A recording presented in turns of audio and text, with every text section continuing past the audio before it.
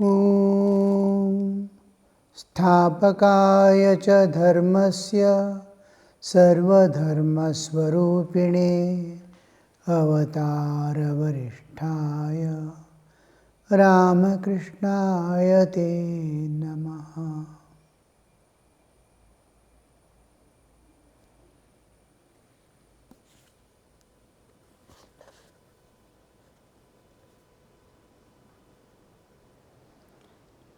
After the music, the master sat with the devotees. Just then, Niranjan arrived and prostrated himself before the master. At the sight of this beloved disciple of the master, the master stood up with beaming eyes and smiling face and said, "You have come too." To him, "You see, this boy is absolutely guileless. One cannot be guileless without a great deal of spiritual discipline in previous births. A hypocritical and calculating mind can never attain God."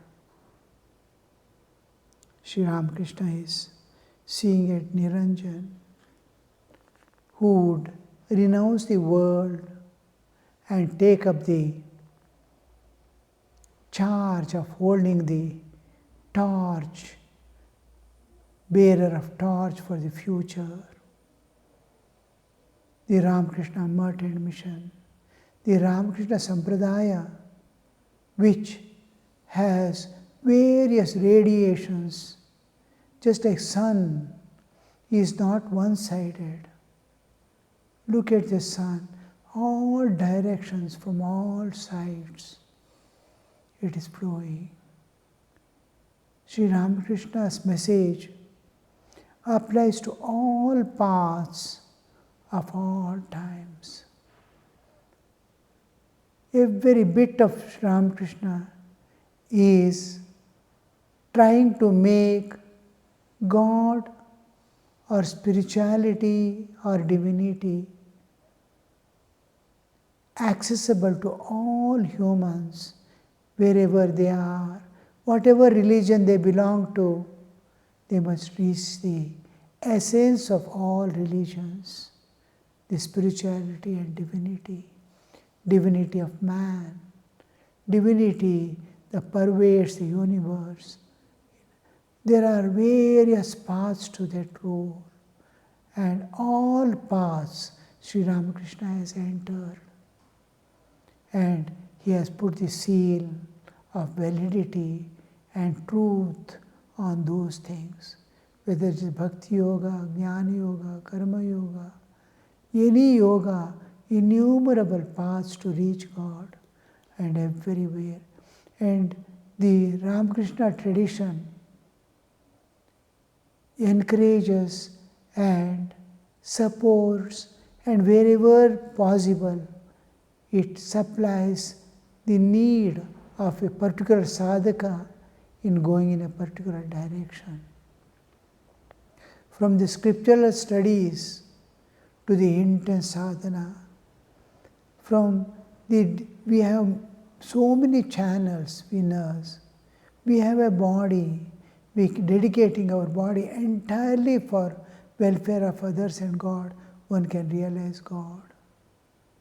He has senses, dedicating his senses entirely for God and others, he can realize.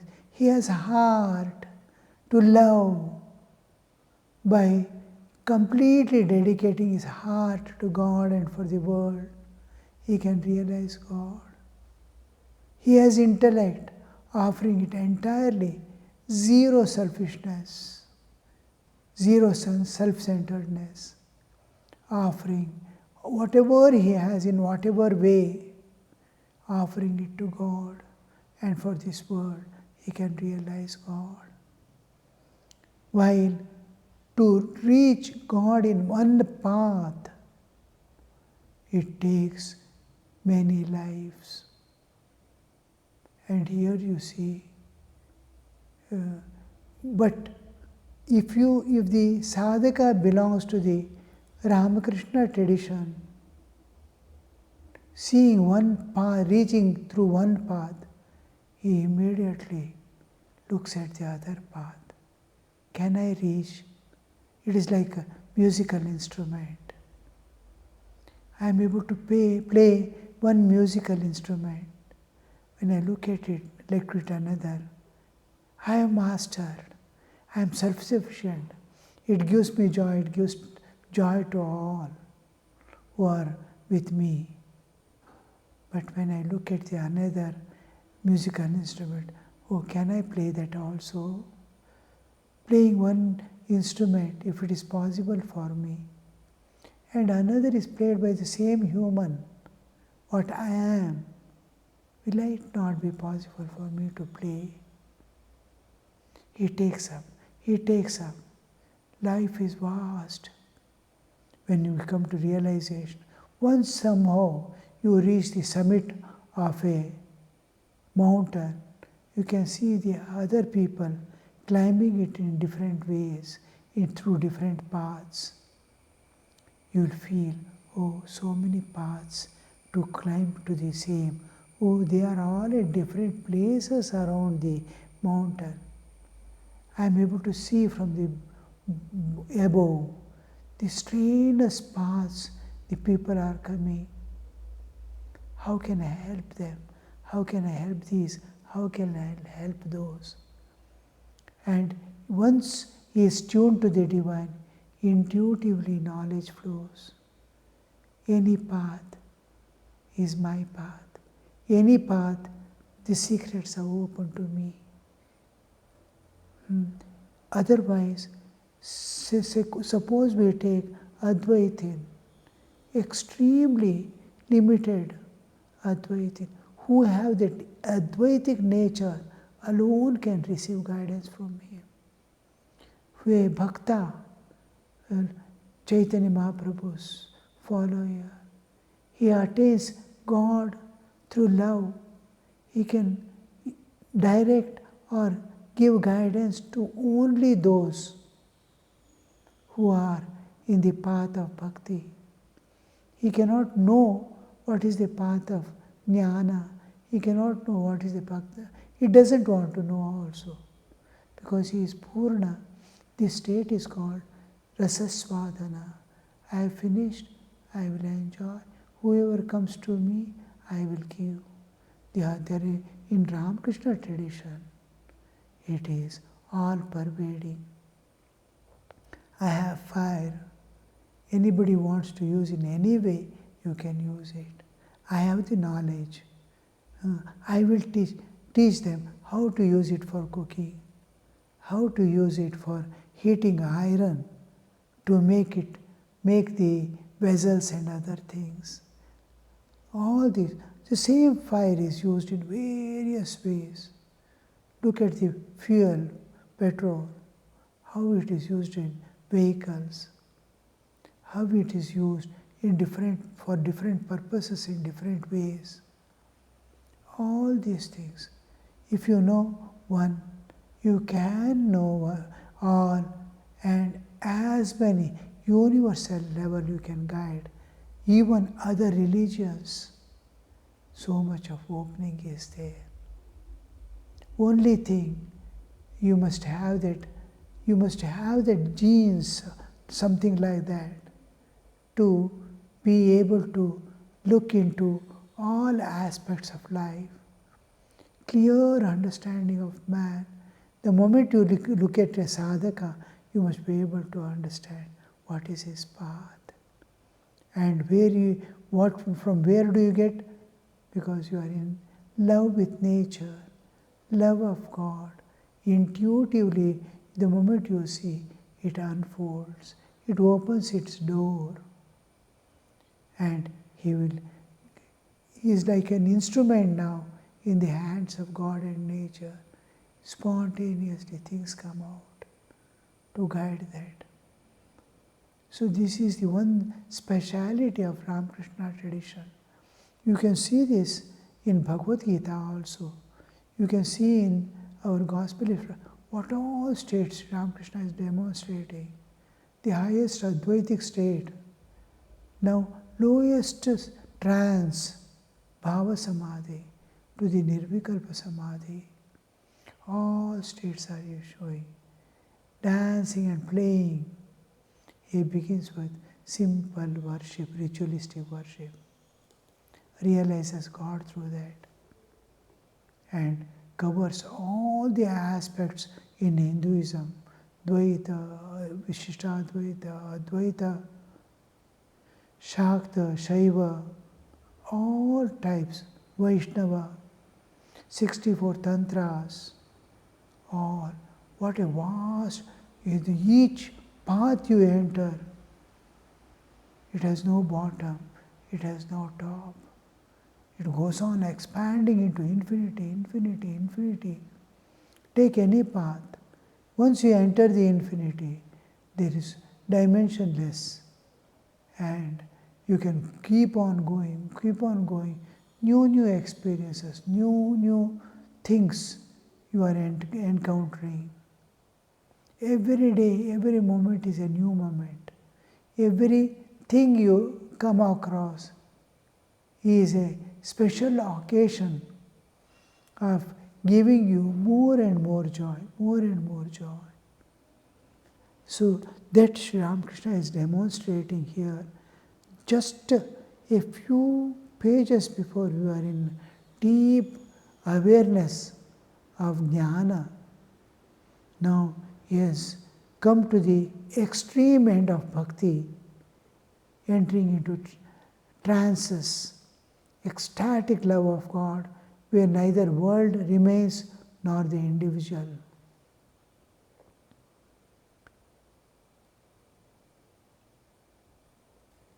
And here you see Sri Ramakrishna, after the music, Master sat with the devotees, just then Niranjan came, who is going to renounce the world. Prostrated himself before him, at the very sight of the beloved disciple, the Master stood up with beaming eyes and smiling face and said, "Oh, you have come too. You see, this boy is absolutely guileless, like a small child. Guileless, guilelessness is what he cannot hide. Nothing he can hide. There is no secretiveness. Everything is open. He cannot, suppose someone asks him to tell a lie. He goes and tells as it is. He doesn't understand. Suppose father says, tell them, I am not there at home. He goes and tells, my father has told he is not there at home. This kind of understand, this kind of no hypocrisy, no hiding, no secrecy. This state is called guilelessness. This is one of the qualities, these are the passwords for entering into spiritual experiences.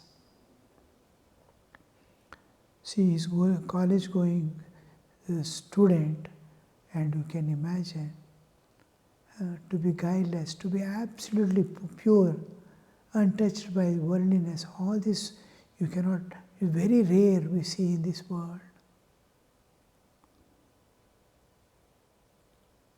One cannot be guileless without great deal of spiritual discipline in previous births. Tapas, tapas, tapas, tapas. Burning away all the impurities within through tapas. Tapas is to increase the willpower to exercise sanyama, self-control. Once everything comes under control, he is free. He need not strive to control the instruments, mind, senses, this, that and all. They spontaneously move in the direction he wants.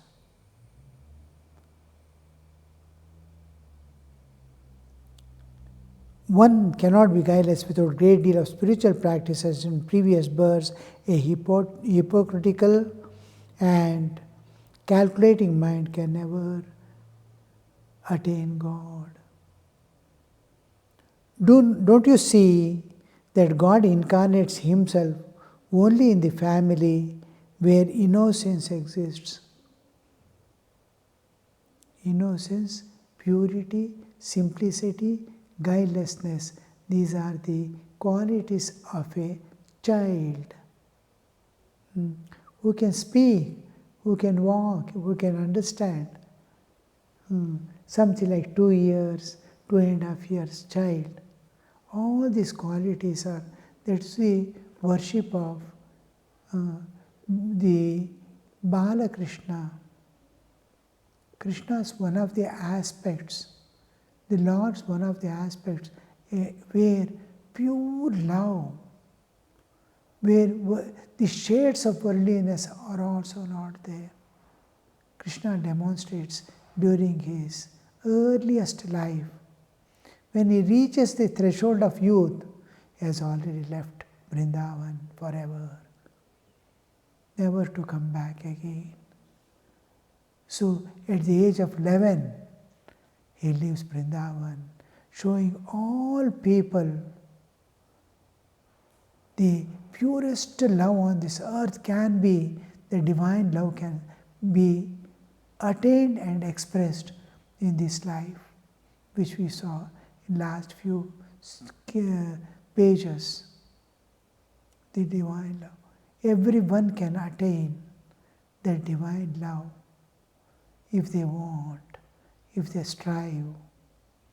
So that important part there is slowly that Krishna demonstrated at the early age, and it totally, every gopi, every gopa, even cows were purified and sanctified to the ultimate extent. There is no bodily awareness at all. That's what we saw. Oh, remover of the shame. When does the soul, lajja, grina, bhai, etin thakta, Sri Ramakrishna used to say, a spiritual aspirant, there is no secretiveness, there is no hiding, there is no something to keep. Everything is open, open, open. Look at me. You can test me like a coin, they say. Sri Ramakrishna used to say, like a coin exchanger, how he tests a coin, is it genuine? Like that, you can test me. So that amount of purity, divinity, it manifests. That is why the worship of Krishna as Bala Krishna is considered to impart or take the soul back to the purity of childhood, kindness of childhood, the simplicity of childhood. It wants to take, but ignorance of childhood is gone. Wisdom is filled. Now every experience gets converted into knowledge, and from knowledge, churning the knowledge, emerges out the butter of wisdom. This wisdom is what saves the soul from all problems of life and makes the path smoothly go on to the divine. In same, exactly like in Vaishnavas, the Krishna, here we have the Bala Tripura Sundari in the case of the Shaktas path, the Bala, to impart that purity, that make manifest divinity and fill the heart with guilelessness, simplicity, all this pure love which is uncontaminated. To attain that, just like in Vaishnavas, there is Dashavatara, In Shaktas there is Dasha Mahavidya, all similar because the climbing, whether anything climbing is same, whether you are climbing a tree or a house or a mountain, climbing is common.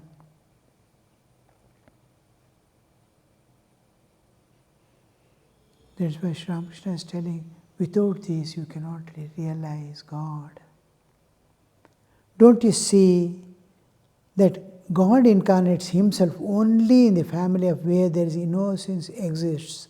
How guileless Dasharatha was, so was Nanda, Krishna's father.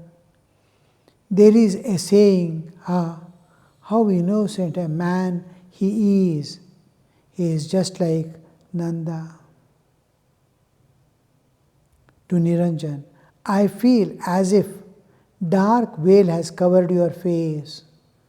You see, where is he coming to? It's because you accepted a job in an office. One must keep accounts there. Besides, one must attend to many other things, and that always keeps the mind in a state of worry.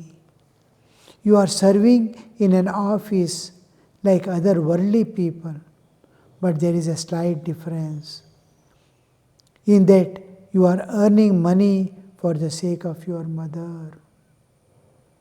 One must show the highest respect to one's mother, for she is the very embodiment of blissful mother of the universe.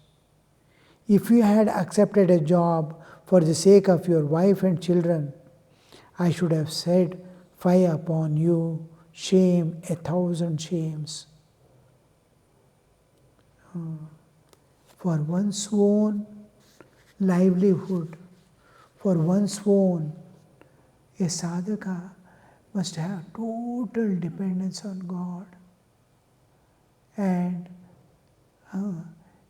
devote himself entirely to the spiritual, because all things are going to end one day. A day comes, we are parted from all. Neither we could help ourselves, nor help our children or family, or my elders, because each is on the rush, on force, driven by past force, which each cannot, nobody can change the attitudes or the trend in which they are going, their perceptions. Nothing can be changed, nor their destiny can be changed. Because everything is governed by strict law. You cannot handle it. Each has to find his own way, and each has to transcend. But when the responsibilities is there of the family, you have to dedicate and be aloof from all things. If a person is going as parivrajaka, he is leaving everything and going, then he must see that he doesn't possess anything. Absolutely nothing. A wearing cloth, maximum, a wrapper to cover the body. That's all. No other possessions, no money, no mobile, nothing. No possessions, because he is parivrajaka. Total dependence on God, absolutely 100%. Not to keep a pie, not to keep a food material for next day. Thakur used to say, sadhu and birds do not preserve for the next day. Hands are empty. So total dependence, that kind of same thing a householder internally observes. I'm doing this for others at the bidding of the Lord, because they are helpless. Yam asks Sri Ramakrishna, how long should I take care of my wife and children. Thakur says, till your children are standing on their own legs and your wife is provided for all her needs forever, and somebody is there to take care of her. Till then you have to take care of someone who is there, some ashrama, some temple, except that you cannot give wife and children or anybody to even the rich man, because we don't know how long his richness remains. Overnight, everything collapses. Whom to trust? Whom to? So, difficult situation, but God arranges even for that. So, this dependence on God at every time, every moment is what is called for. More than what you do, where you are. This dedication, how she is telling to Niranjan, you see, if you had but earned for your own existence, then I would have said, fie upon you. Another place he says, I would not have seen your face again, because he has come for a different purpose. Especially these 16 disciples, they have to remain untouched by world, because they are going to be the stalwarts presenting the ideal of Sri Ramakrishna in all fullness, each one in different way. The 16 disciples are like 16 rays emerging from Sri Ramakrishna, each one carrying a particular aspect of Sri Ramakrishna's ideal to the fullest extent.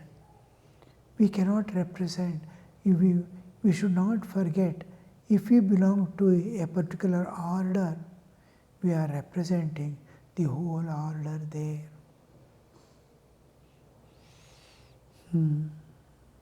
To Mani Malik, pointing to Niranjan, look at this boy. He is absolutely guileless, but he has one fault. He is slightly untruthful nowadays. The other day he said that he would visit me again very soon, but he did not come. A simple, we don't value this. I tell someone I am going to come, and I don't feel it's a lie. Oh, I am sorry I could not come. I was engaged. My son met with an accident, so I had to go. Some excuse, this excuse is not a thing. And if I am not able to come, a person or something has to be sent, or some message has to be sent. I am not able to come because of this. Earlier, he told he would come soon and did not come. That we don't consider as a parting from truthfulness, but it is when it comes to the spiritual world. Om Shanti Shanti Shanti Hari Om Tat Sat Shri Ramakrishna Arpanamastu.